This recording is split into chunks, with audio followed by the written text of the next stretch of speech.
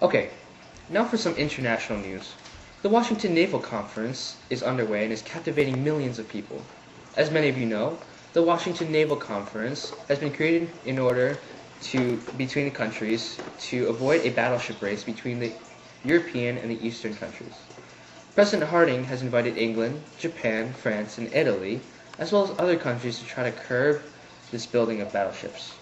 Soviet Russia has not been invited due to the unrecognized status of the revolutionary communist government. As many of you know, the end of the Great War has been hard on many countries, and none of them are spending any money on their naval forces. We will now go to John Preston, who is stationed right outside the conference hall, where Secretary of State Charles Evans Hughes, the American representative, is making a speech to the other representatives. Thank you, Anchor. I'm here in Washington, D.C. in Memorial Continental Hall, where I've uncovered some information about the current situation.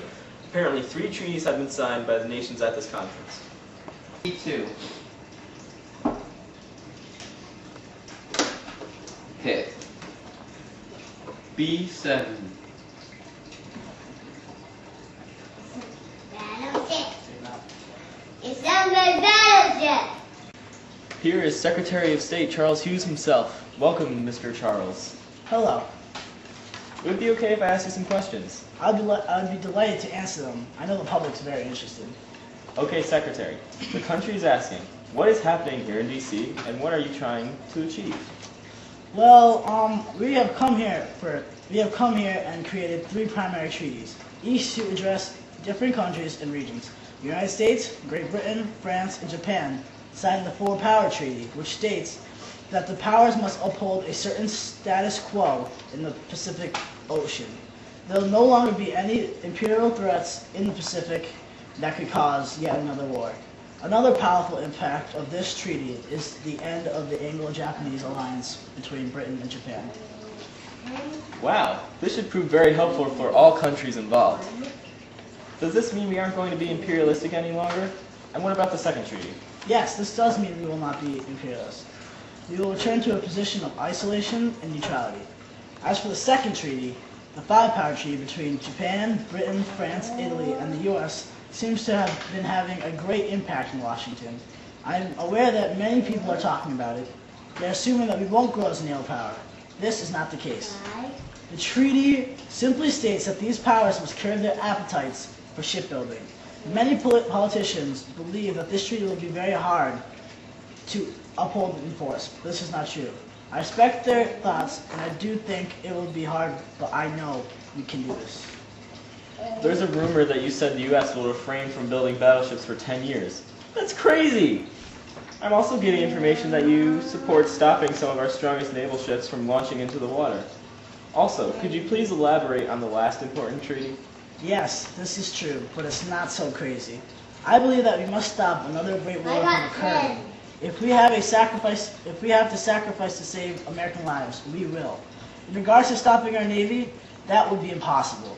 No one can do that. The last treaty, by the way, acknowledges the independence and territorial integrity of China by the open door policy, which was signed by all the countries attending the conference. It allows all the nations equal rights and access to the ports within the spheres of influence in China. We are calling it the 9-Power Treaty. I see. Would you see that these new and stunning treaties make war seem like a distant threat? Yes, I do believe so. Hold on. I've just learned that the ratio of ships in the water for the U.S., Britain, and Japan is 5-5-3 respectively. Regarding this agreement, the Japanese ambassador stated Rolls-Royce, Rolls-Royce forward. The Japanese believe they received the short end of the deal. Do you care to comment? Yes, I do believe they got the short end. This is not just for the sake of competition. This is to protect our investments in the Pacific.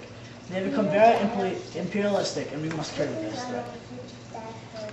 In your opinion, has this conference been a success? There's a certain aura here that seems to indicate that the conference has been a huge success. In fact, I believe this is one of the most successful conferences in world history. Thank you, Secretary. No problem. Thank you, John. We have with us here today an expert on world affairs, Taylor Henderson. Mr. Henderson, could you please give your thoughts on this treaty? Well, I believe that overall the treaty discussions went very well. In fact, I'm extremely impressed with the amount of work and fairness that the treaties entail. Speaking from the viewpoint of the United States, I can say that we have had to give up a lot considering we were the leading naval power after the Great War. However, the way it was done was very fair to other countries as well. Although Japan was a little bit undercut in the ratio, it was the correct move because Japan has recently shown a tendency to be a bit imperialistic. I'm sure that as time goes on, the treaties will need to be amended. But this was an extremely good first step towards national naval diplomacy, and I wholeheartedly support it. Thank you for your analysis and opinions, Ms. Anderson. My pleasure. And this concludes our program. We hope that you enjoyed this year in review. From all of us at Bain Broadcasting Corporation, have a good night.